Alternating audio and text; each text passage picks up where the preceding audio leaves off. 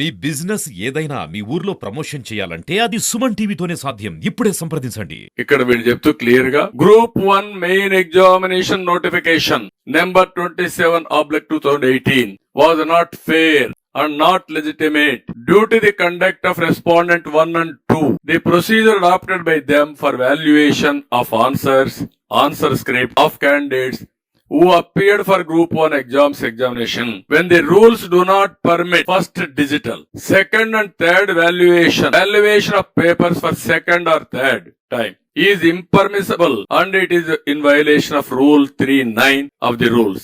On account of such second or third violations, there is possibility of examining, eliminating qualifying and meritorious candidates and to select the candidates of respondent 1 and 2 to face the oral interview and select them finally. అందుకే చెప్పారు. Therefore, any further evaluation may be needed. చెప్పి next clear గా as the process of evaluation of group 1 answer scripts itself is irregular, illegal, contrary rules 3(9) of the APPSC rules and do not entitle to claim equities in view of the affidavit obtained by respondent 1 and 2 as per the directions of this court. Therefore, it is appropriate to issue a direction to respondents 1 and 2 to conduct group 1 examination for notification 27/2018 afresh, giving at least 2 months time to the candidates and to complete the process and selection within 6 months from the date of receipt of this copy orders. ఇది మీరు అర్థం చేసుకుంటారు. ఏం చెప్పాలా? ఇంత clear cut evidence ఉంటే కూడా బరిదెగించి మాకు ఏమీ దిక్కులేదు, బాబాయిని గొడ్డలు పెడితే లేపాం, మేము అరెస్టులు కాకుండా కాపాడుకున్నాం, కోడికత్తి డ్రామాలు ఆడాం, రాష్ట్రంలో రిసోర్సెస్ అన్ని దోచేసుకున్నాం, హైకోర్టు చెప్పింది ఇసుక ఎంత రేటుకు అమ్ముతున్నారు మేము చెప్పినా వినడం లేదనే పరిస్థితి వచ్చారు. అలాంటి దాంట్లో మీరు చూస్తే ఇంత బ్లాటెంట్ గా ఆ విద్యార్థులు ఇలాంటివి ఎన్ని జరిగాయో మనకే అర్థం కాని పరిస్థితి. ఇది జరిగితే ప్రభుత్వం అంటుంది ఇప్పుడు సిగ్గున ఎగ్గు లేకుండా ఈ ముఖ్యమంత్రికి మేము అప్పీల్ చేస్తామంటాడు. అంటే మీరు అప్పీల్ చేసి ఇంకా 100 కోట్ల రూపాయలు తగలబెట్టి ప్రజల డబ్బులు మీ పెత్తనం చేస్తే మిమ్మల్ని శ్మశానానికి సాగనపడానికి ప్రజలు సిద్ధంగా ఉన్నారు, గుర్తుపెట్టుకోండి. వార్నింగ్ ఇస్తున్నాను. ఎంతమంది జీవితాలు నాశనం చేస్తారు మీరు? ఆడుకుంటారా మీరు? అంటే మీకేం భయం కూడా లేదు.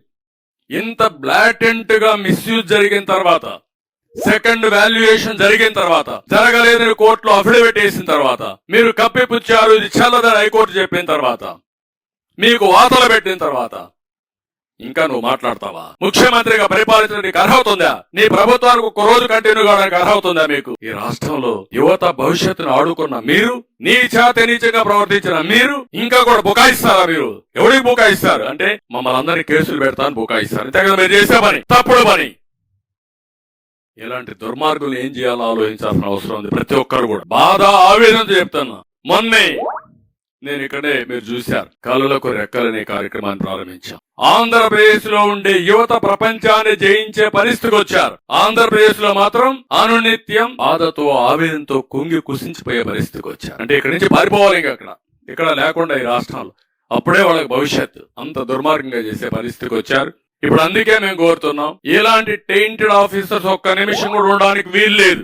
ఒకటి, ఎవరైతే దీనికి అయ్యారో వాళ్ళందరిపైన కేసులు పెట్టాలి, సిబిఐకి ఇవ్వాలి, వీళ్ళని శిక్షించాలి, సివియర్ కూడా శిక్షించాలి.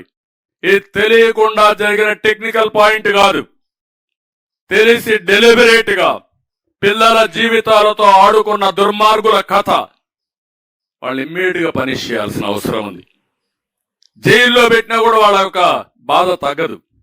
ఆ కుటుంబాలు, ఎన్ని కుటుంబాలు నాశనం అయిపోయినాయి, వాళ్ళ తల్లిదండ్రులు ఎంత బాధపడతారు, ఎంత కష్టపడి కూలి పనులు చేసుకుని పిల్లలు ఒక డిఎస్పీ అయితే, ఒక ఎస్పీ అయితే, లేకుంటే ఒక మనం డిప్యూటీ కలెక్టర్ అయితే చూడాలని ఆ తల్లిదండ్రుల కోరిక. వాళ్ళందరినీ నాశనం చేశారు మీరు. అలాంటి దుర్మార్గానికి మీరు చేసే పరిస్థితికి వచ్చారు. అందుకని గవర్నర్ ఇమ్మీడియట్ గా ఇన్వాల్వ్ కావాలి, ప్రధాన కార్యదర్శి ఇన్వాల్వ్ కావాలి.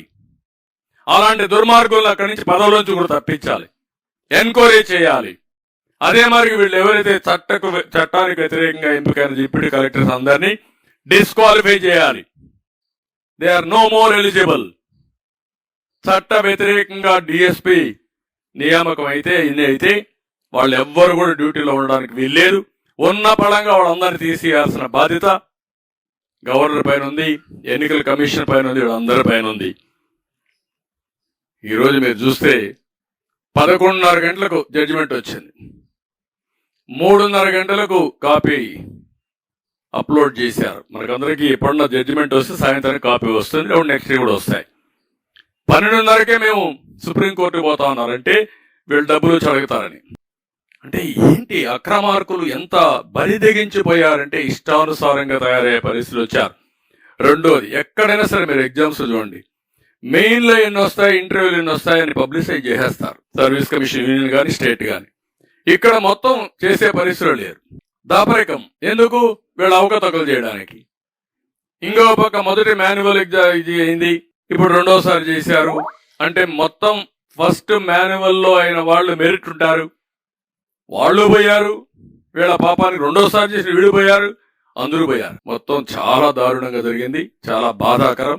నెక్స్ట్, ఇప్పుడు కూడా మీరు చూడండి, తెలుగుదేశం పోలింగ్ కూడా లేదు. నిపుణులు సభ్యులు ఉండేవాడు, నిష్ఠార్థులు అనుభవజ్ఞులు, ఈయన బంధువులు వైసీపీ నేతలు అవినీతులు. పరీక్ష నిర్వహణ ఎవ్రీవేర్ ట్రాన్స్పరెంట్, అక్రమాల పర్వం. ఖాళీలు గుర్తించి ఎప్పటికప్పుడు భర్తీ చేస్తే 3 నెలల తర్వాత, లేకపోతే వీళ్ళ ఇష్ట ప్రకారం ఎన్నికల ముందు చేసే పరిస్థితికి వచ్చారు. మెయిన్స్ ఇంటర్వ్యూ మార్కులు ఎక్కడికెక్కడ ప్రకటించాం, ఇక్కడ అభ్యర్థులు కోరినా ఇవ్వలేదు. అదే మరి 5 ఏళ్లలో ఒక్క ఆరోపణ, 5 ఏళ్లు కాదు 22 సంవత్సరాలు తెలుగుదేశం పార్టీ హయాంలో సర్వీస్ కమిషన్ లో ఎక్కడ కూడా ఒక్క ఆరోపణ లేకుండా ఒక పద్ధతి ప్రకారం రిక్రూట్ చేసిన పార్టీ తెలుగుదేశం పార్టీ.